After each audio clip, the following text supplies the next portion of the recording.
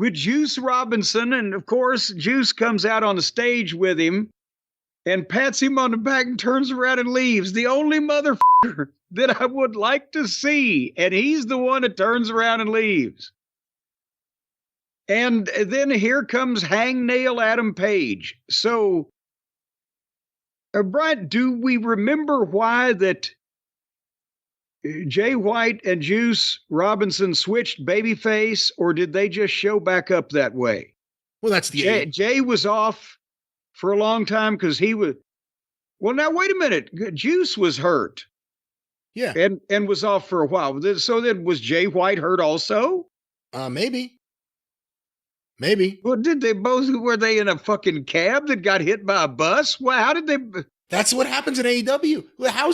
We'll talk about it later. How's Adam Cole the devil a babyface now? How did Chris Statlander go from being managed by Stokely and being a heel 2 weeks ago to all of a sudden she's a babyface without Stokely? There was no explanation. There was no reason. With AEW, you never know what each appearance will bring. They may just completely wipe out the story and start anew. You never know what each appearance will bring. It's like if the Easter Bunny started bringing the kids cigarettes and tequila instead of chocolate eggs. That was my idea. That's probably Moxamania.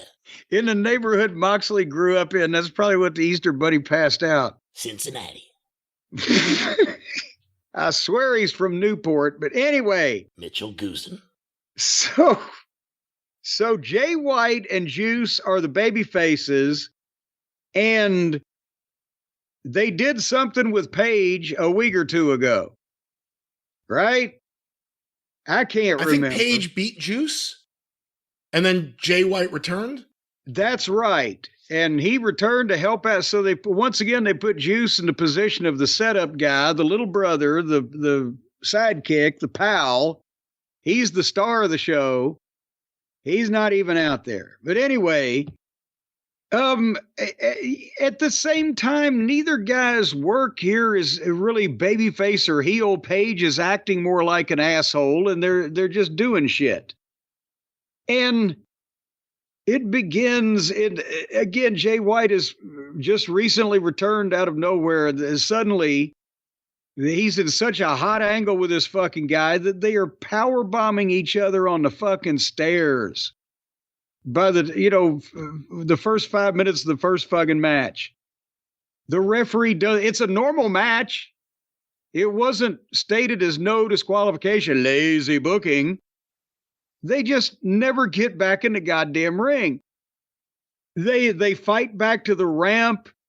Paige is going to whip him with his belt, but the referee tries to take it away, and he manhandles the referee, and then White picks Paige up and gives him the old Ric Flair figure 4 setup knee breaker over the knee. But he gives it to him on the fucking ramp. And then the guy, he gets up and continues the goddamn match.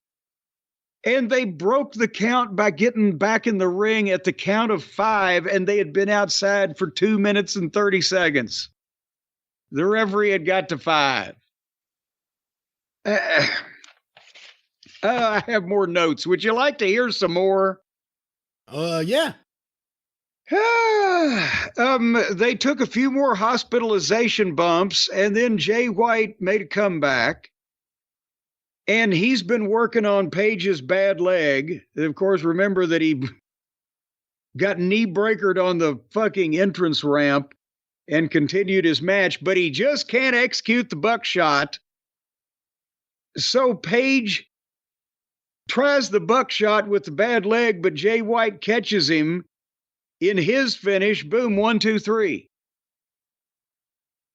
So now you know that I'm no fan of Hangnail Adam Page. I'm not his fan club president. I've not sung his praises, but they've built this guy up like this, and they beat him with a guy that's just come back out of nowhere in this violent first match where, not sure who's supposed to be the goddamn guy we're rooting for to begin with. And he just beats him fucking flat. Boom. If it was Jay White's debut in the company ever as a surprise, maybe. But we've already seen what we saw a year almost of Jay White before we got a break of Jay White.